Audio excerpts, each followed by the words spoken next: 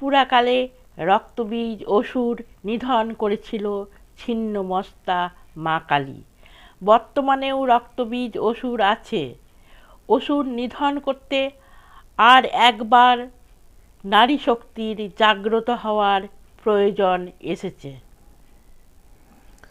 কত রক্ত ঝরেছে শহীদের পরাধীন এই ভারতে।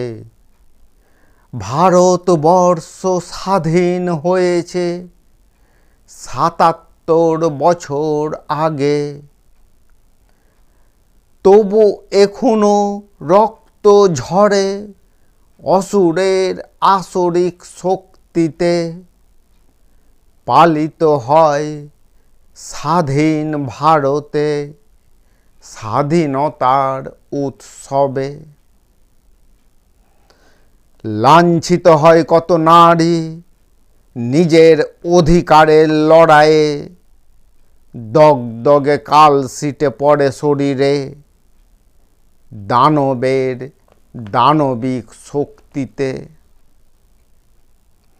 স্বাধীন ভারতে এখনো রয়েছে কিছু মাংস লোভী পশু।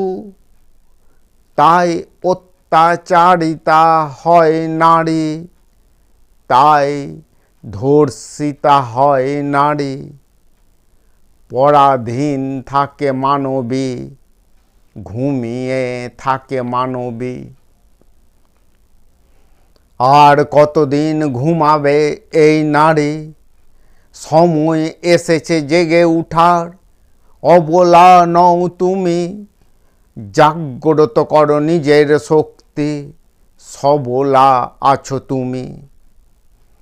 লজ্জিত নহে, ভীরুতা নহে, হৃদয়ে জ্বালাও আগুনের শিখা।